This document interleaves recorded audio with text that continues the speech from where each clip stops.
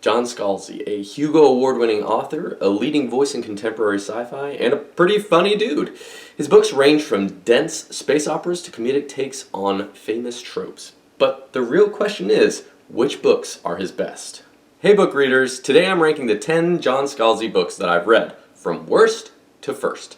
Let's see which books of his I think you can skip, and which ones deserve to go on your literary bucket list. At number 10 is Lock-In. In the near future, a virus leaves millions of people locked in, meaning they're conscious but unable to move. So these locked-in people either use robots or real people called integrators to live their lives. It's a cool but overdone concept, from movies like Surrogates with Bruce Willis and Gamer with Gerard Butler to the book Altered Carbon by Richard Morgan. In Lock-In, there's a murder that has societal and technological implications, affecting the dynamics between the locked-in folks and the rest of humanity. We follow the main character, FBI agent Chris Shane, who is affected by the virus during this murder investigation. First off, this was a detective murder mystery, which I found over time just isn't my thing. Secondly, the characters are forgettable, and Scalzi uses too many info dumps to get information across. Overall, it just didn't tickle my literary fancy in any way, shape, or form, and that's why it's last on my list. At number 9 is the Kaiju Preservation Society. I had such high hopes for this one when I read it last summer, and unfortunately, it fell well short of my expectations. In the Kaiju Preservation Society, the main character, Jamie, volunteers at the last minute as manual labor for an animal rights group. Turns out there's another Earth in an alternate dimension, and the animals that Jamie will be helping with are actually giant monsters called kaijus. The group of scientists Jamie has joined are dedicated to protecting and studying these creatures, but doing that is complicated. This felt like an excuse for Scalzi to write a Godzilla-inspired novel, which, okay, that's totally fine. Who doesn't love an XL iguana? Myself, I prefer pocket-sized virtual Tamagotchi that poops in pixels, but to each their own. Scalzi dwells on the world and the kaijus too much, focusing on the setting rather than evolving the human characters into something more than simply part of the scenery. And that's what makes this book such a big, scaly disappointment.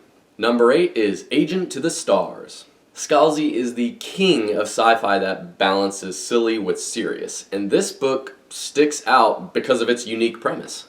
It's not your typical first contact story. That's because the hook is that the aliens visiting Earth are ugly, smelly, and the aliens know it. So they hire a Hollywood talent agent to help make them more marketable to humanity. Now this book is fine for what it is. It's a playful feel-good story that's the perfect break in between books with heavier content, but other than that, just okay.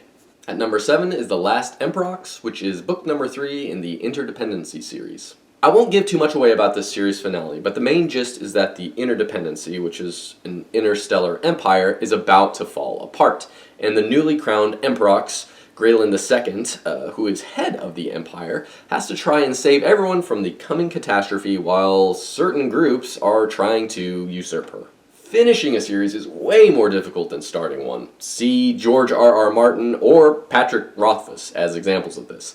So it's no surprise that The Last Emperox doesn't reach the same high quality as its predecessors. There are some interesting twists here, and ultimately the ending is satisfying, it's just not quite amazing. Number 6 is Starter Villain. Charlie is a divorced, out-of-work journalist turned substitute teacher. His future prospects are bleak, to say the least. Then, an uber-rich uncle he didn't really know dies, leaving Charlie a vast fortune and a business empire. Suddenly, Charlie is a billionaire CEO who needs to quickly learn the ins and outs of the family biz, which just happens to be villainy. However, while getting his feet wet, he's dealing with other mega-wealthy supervillains who feel like Charlie's uncle owes them money, tech, and more.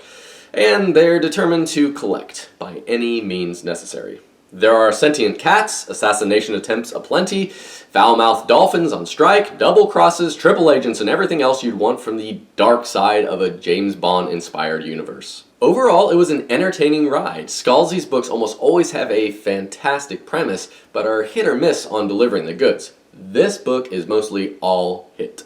At number 5, I have Red Shirts. This right here, folks, is a Hugo Award-winning book. Yes, believe it or not, Scalzi won for this self-aware novel back in 2013.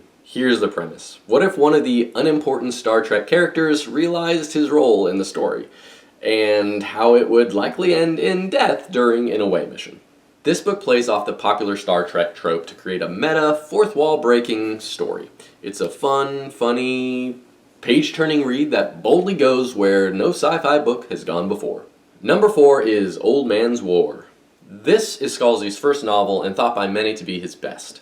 It's a space opera that follows 75-year-old John Perry, who enlists in the Colonial Defense Forces to fight against hostile aliens that are destroying human colonies. After being transferred into a young, upgraded body, our senior citizen protagonist discovers that war is hell. There's intense training, ethical quandaries, and brutal battles, but the carrot dangling at the end of the stick is that if Perry survives for 2 years, he can live the good life on his own plot of land on one of humanity's colonies.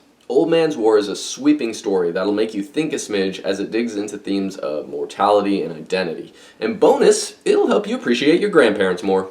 Getting the bronze medal is The Collapsing Empire, which is book number 1 in the Interdependency series. As I briefly touched on earlier, this book series has a sprawling interstellar empire facing imminent collapse due to the unraveling of the Flow, a network that's made faster-than-light travel and humanity's expansion to worlds throughout the universe possible. I'm not usually a big fan of books that get deep into politicking and economics, but similar to Game of Thrones, the characters in The Collapsing Empire are so good that it far outweighs my preferences. Yeah, that's what makes this book so good, the characters and the dialogue. Cardinia, aka Emperox Graylin II, Kiva, Grenny, Mars, and so many of the other characters in this are worth following for an entire series. Which leads me to my silver medalist, The Consuming Fire, which is book number 2 in the Interdependency series. And this one, in my opinion, just barely edges out the first one in the series. Essentially, it's more of the same with just even higher stakes and a more pressing timeline. The Flow is still collapsing, putting the future of the Interdependency in peril and leaving Emperox Graylin II to withstand attempts by the power-hungry houses to seize control of the Empire. Again, this series' fantastic characters continue to carry it, making every interaction a thrill to read. And number 1 on my John Scalzi list getting the gold medal is Fuzzy Nation. As I've mentioned, Scalzi uses humor really well in many of his books, including this one. What's impressive, though, is that it never comes off as cheesy, unnecessary, or annoying in Fuzzy Nation. Scalzi manages to thread the needle with his trademark sarcasm and wit. In addition to humor, this book also features most of Scalzi's favorite elements in one: classic sci-fi, light politics, and a rip-roaring adventure. After a little research, I found out that this book is a reworking of H. Beam Piper's 1962 novel Little Fuzzy. I haven't read that, so I'm not exactly sure how close the two books resemble one another. Anyway, the main character in Scalzi's version is Jack Holloway, who's exploring the planet Zarathustra when he discovers that the planet is absolutely loaded with incredibly rare gemstones, something that would make him uber rich. However, Zarakor, the company he's working for, doesn't get to access all that untouched wealth if the planet is found to have sentient life. Enter the Fuzzies. These cute and cuddly creatures stand in the way of Zarakor making the big bucks, the massive moolah, the crazy cabbage. So the big evil corporation does what big evil corporations do and tries to put the hush-hush on this planet actually having native life. Soon a judge gets involved to make the call on if the Fuzzies are actually sentient and who should own the riches of this planet. The character Jack, with his anti-hero vibes and questionable ethics, has some tough decisions to make about himself, his livelihood, and the fate of those cute little Fuzzies. Similar to other Scalzi books, it's a fun, rollicking sci-fi adventure, but this one just has a comfy, cozy element to it that the others don't. Maybe it's the world it's set on or the adorable nature of the aliens. Either way, it works for me, which is why it lands at the top spot for me in the Scalzi universe. There you have it, the 10 John Scalzi novels I've read ranked from worst to first. Let me know in the comments which ones you've read, and also remember to like and subscribe. Happy reading.